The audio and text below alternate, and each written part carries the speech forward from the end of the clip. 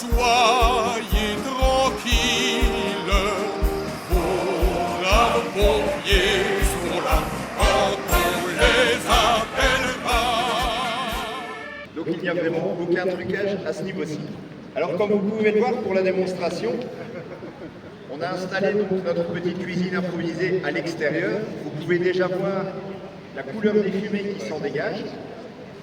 Donc l'extinction d'un feu de friteuse se fait traditionnellement normalement avec un torchon humide. C'est l'équivalent d'une trentaine de centilitres. Et lorsque le sergent Paul va effectuer le versement de l'eau sur la graisse, ce qui va se passer, c'est que l'eau va se transformer directement en vapeur. Les boules de vapeur vont être enrobées de la graisse en feu, et donc vous allez voir la réaction.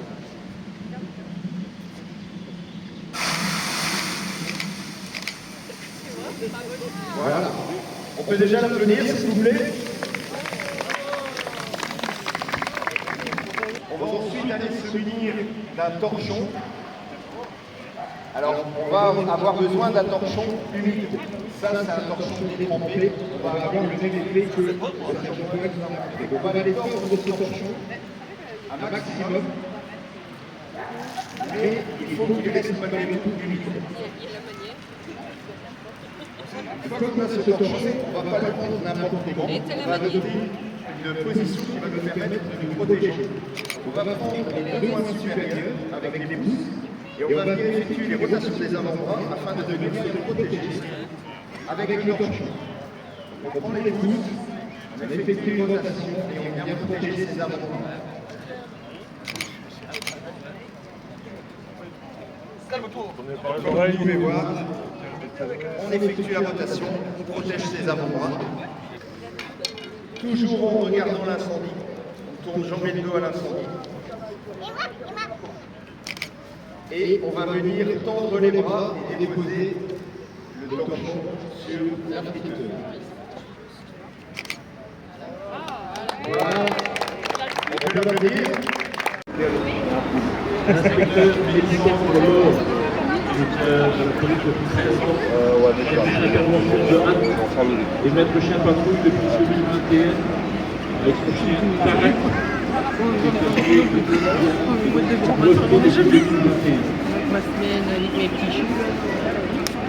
On fait une belle démo dans la tête, c'est Elodie. Elle est appelée maintenant.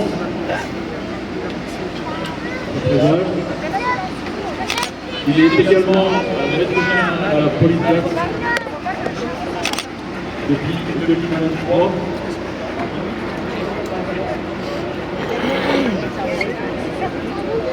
Les missions d'un chien patrouille en police locale, c'est d'abord la sécurisation pour tout ce qui est événement.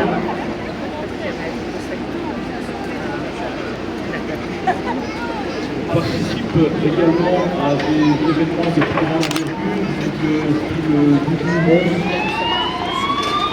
match de foot. Appel ambulance. Rue de l'Indépendance.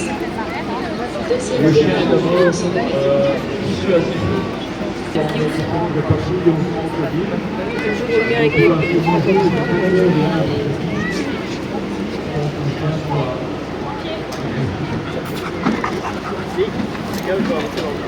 On doit parfois atterrir dans des lieux ouverts avec des débris pour se protéger et tout ça.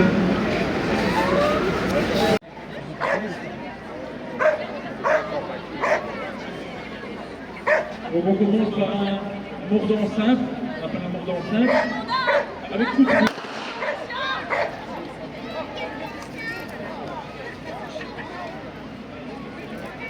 Et vous avez remarqué que Tarak est un chien de genre. D'autres chiens, ils font naturellement le bras.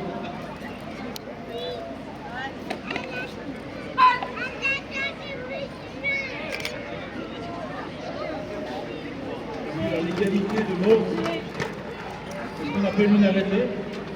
Lâchez votre bidon, monsieur, ici! Non! Ok!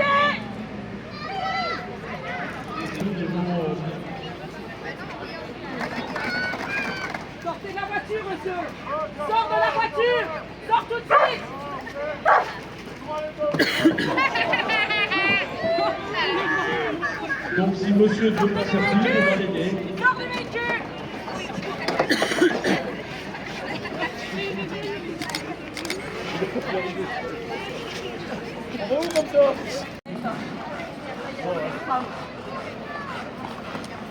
Allez, viens ici. Viens ici, c'est la police.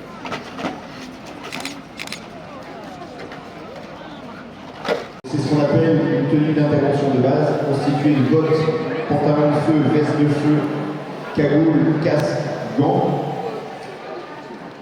et également de l'appareil respiratoire isolant qu'ils ont sur le dos.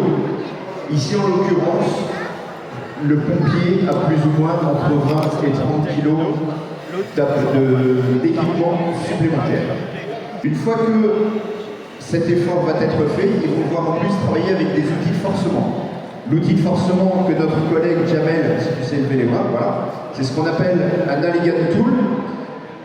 Okay, donc c'est un outil de forcement qui va pouvoir permettre de forcer différents éléments de construction, entre autres des cloisons, des portes. Donc les équipes doivent sortir en urgence, ils vont se retrouver face à une cloison, ils vont reconnaître la cloison et ils vont devoir percer le gyproc grâce à l'outil de forcement. La plaque de gyproc a cédé sous l'outil de forcement. Et donc ici, lors de la reconnaissance, ils vont d'abord aller s'assurer que le plancher de l'autre côté de la cloison est bien stable et qu'ils peuvent s'y aventurer. À l'aide de sa main, il reconnaît le volume dans lequel il va passer.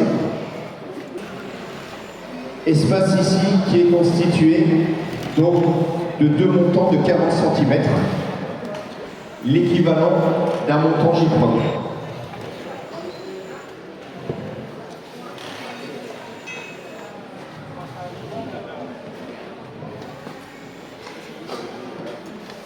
Alors, il est expiré dans une cartouche à charbon actif. On va juste rajouter un pourcentage d'oxygène pour pouvoir avoir un mélange à 21%. Et on va toujours utiliser le même air recyclé. Le problème, c'est que le recyclage de cet air-là va se réchauffer. On va déjà travailler dans une atmosphère chaude. Si en plus de ça, on vient réchauffer l'atmosphère, forcément, ça va devenir pénible pour le pompier.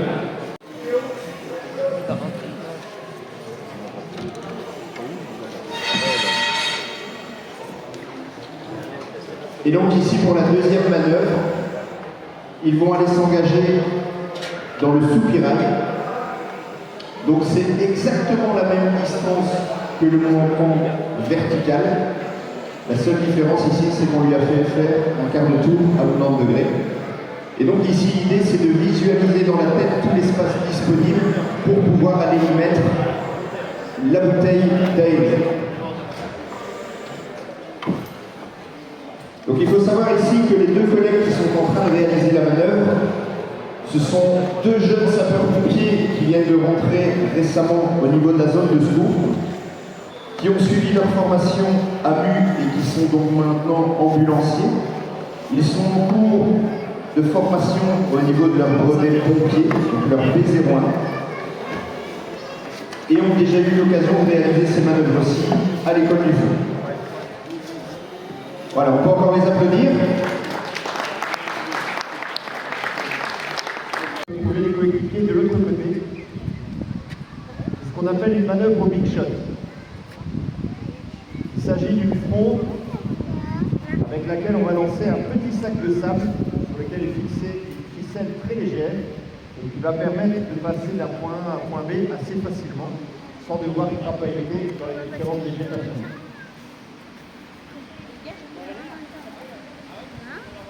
Alors de plus en plus maintenant au niveau de la zone de secours, pour effectuer cette manœuvre, on commence à l'effectuer à l'aide d'un drone qui nous permet d'être beaucoup plus précis en termes d'arrivée de la corde. Voilà. Donc là on peut voir le big shot qui est armé.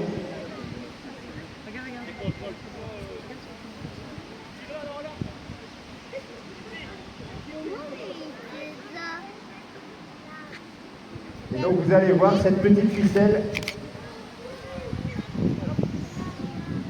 Ramener de l'autre côté de la berge.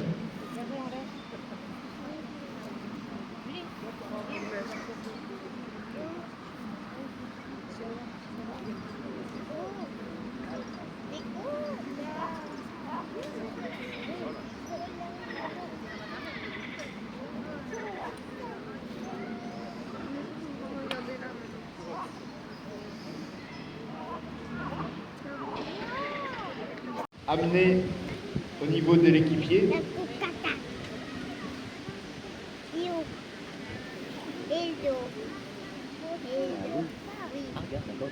La civière est envoyée sur l'autre berge.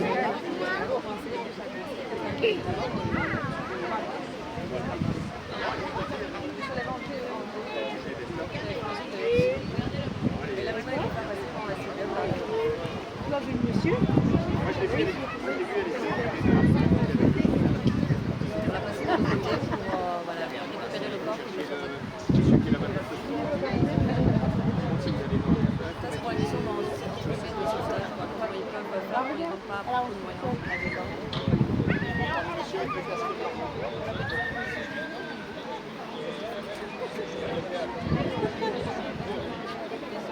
Voilà. Et donc vous voyez la civière qui coulisse les deux porteuses. Et donc une fois la civière arrivée au bon positionnement, sera descendue au contact de la victime. La victime sera conditionnée à l'intérieur de la civière et selon la pathologie sera accompagnée ou non d'un équipier. Non, mais après, il y aura quelqu'un.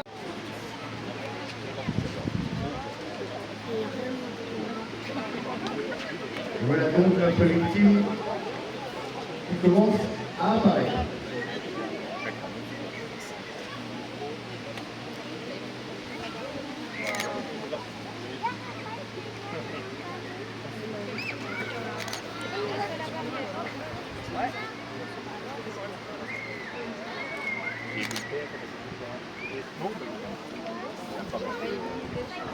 Et donc, toute la partie invisible, malheureusement, c'est tout ce qui est transfert au niveau des points de traction et autres. Donc, forcément, quand on tire dans un sens, à un moment, il faut pouvoir relâcher. Et donc, toutes ces manœuvres-là, malheureusement, vous ne pouvez pas les voir parce qu'elles se produisent en moins haut. C'est ce qui prend du temps. Ici, il a fait une réaction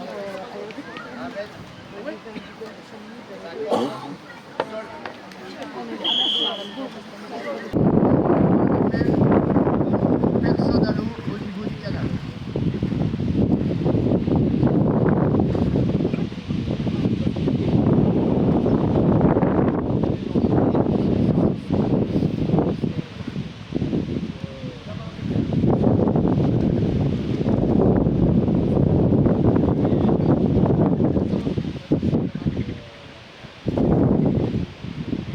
Voilà, donc l'appel a été donné au niveau de la caserne.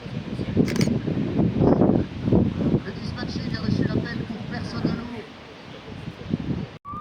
seront également envoyés sur place. Alors ici pour la démonstration on ne l'a pas fait, mais seront également envoyés sur place les forces de police afin de pouvoir dans un premier temps sécuriser notre intervention et dans un second temps pouvoir effectuer des enquêtes pour les raisons de la chute de la victime. Donc le temps d'ambulance arrivé, on va essayer de suivre.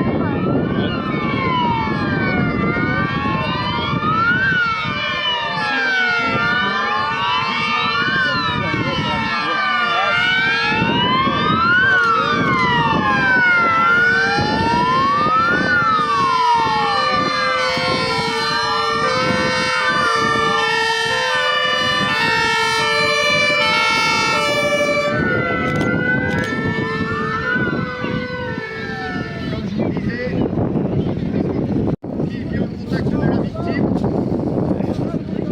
et commence à lui donner les premières directives.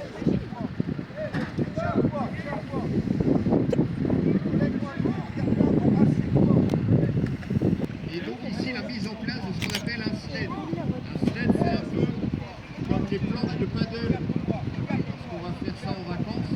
Ici c'est un peu la même chose, ça va être une planche gonflable qui se rigidifier et va offrir un moyen de flottaison positive à nos sauveteurs pour aller au contact de la victime.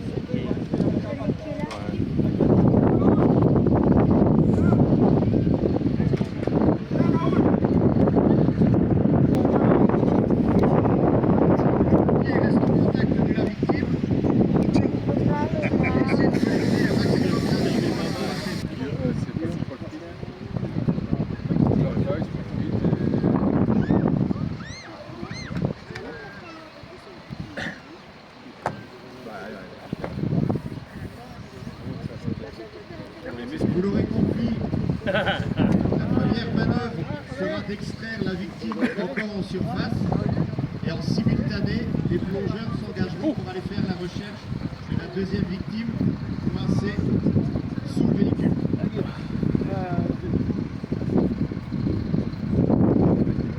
Afin de garantir une excellente stabilité au niveau du sled, vous pouvez voir que les positions seront adaptées au bateau. Et en parallèle, le corps reste dans les mains du chauffeur afin de pouvoir ramener le sled plus rapidement et surtout plus efficacement. Parce que s'il fallait le tracter, il faut le ramener à la barre.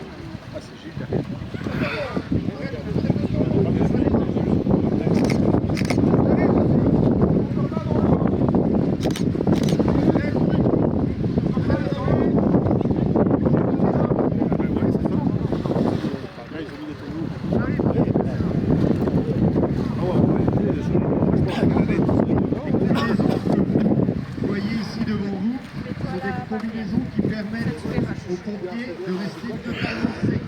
Vous aurez compris que se mettre à l'eau au niveau des canals peut avoir des contraintes au niveau thermique et donc les combinaisons qui équipent le pompier ici leur permettent d'être totalement secs.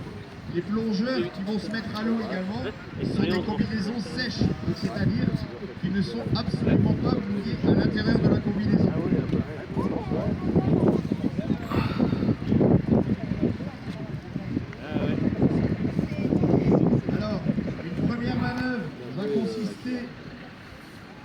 Amarrer le véhicule.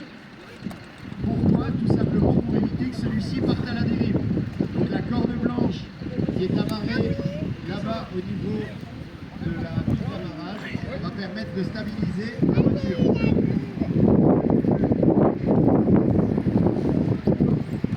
La corde rouge, quant à elle, va permettre d'assurer le retour des sauveteurs au niveau de la berge. Les injonctions sont données à la victime.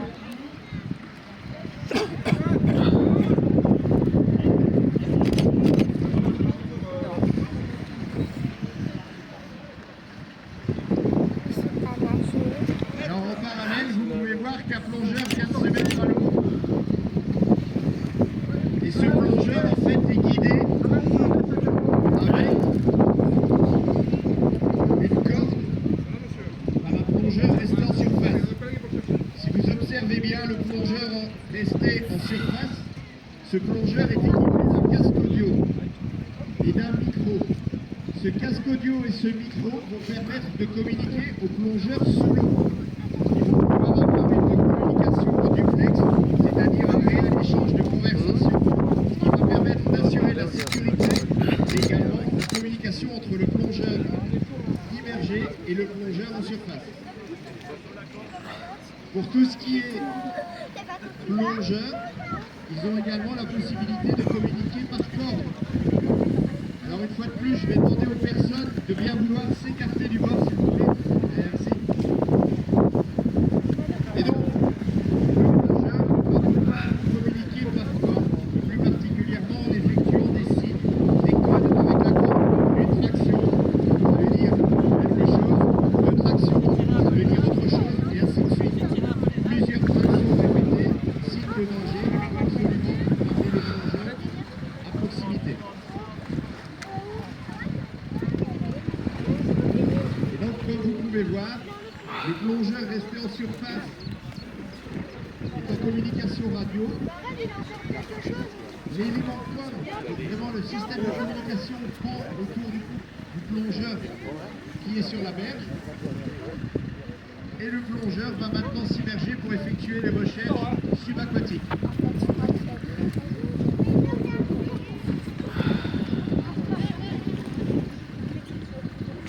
Au passage, une nouvelle coiffure pour notre collègue.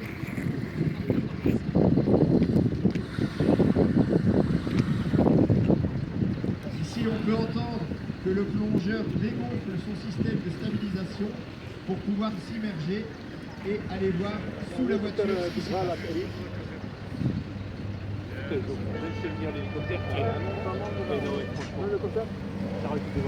Alors, dans le meilleur des cas, on peut avoir quelques mètres de visibilité au niveau du plan d'eau.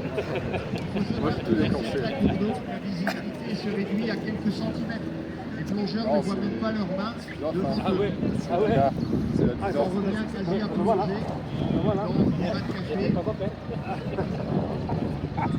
Ici, on a de la chance au niveau du canal. On peut voir en surface des bulles produites par le plongeur. On voit plus ou moins des similitudes. Et en parallèle, le cellulaire. Ils viennent de trouver la victime. Le plongeur vient de faire surface avec la victime. L'embarcation va aller au contact de la victime pour pouvoir l'extraire au plus vite. Alors, il faut savoir que malheureusement un corps inanimé est moins sollicité qu'un corps qui est encore en vie, et donc pour le hisser sur l'embarcation sont des complexités totalement différentes. En plus, vous avez vu la maîtrise de l'embarcation sur un plan d'eau, c'est pas évident. Et donc ici, ils vont réaliser la traction de la victime par l'arrière du snare.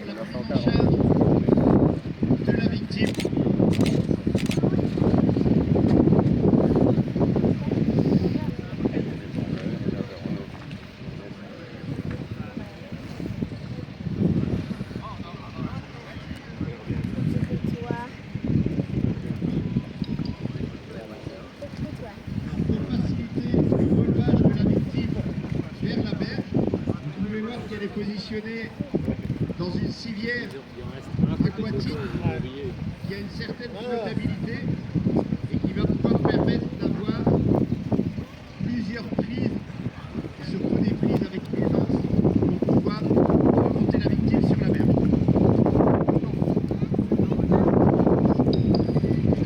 Vous pouvez voir que le travail du plongeur n'est pas terminé, il est toujours au fond de la voiture et continue à effectuer une reconnaissance pour s'assurer qu'il ne reste personne. Alors vous voyez ici la complexité du plongeur, c'est qu'il se retrouve emmêlé avec l'accumulation des algues présentes dans le canal. La victime est maintenant sur la civière va être hissée sur la berge.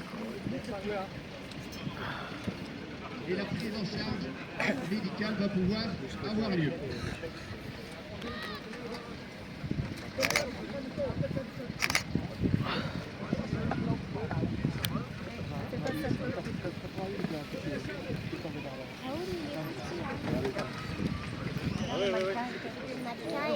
Voilà, je pense qu'on va les applaudir bien fort, s'il vous plaît.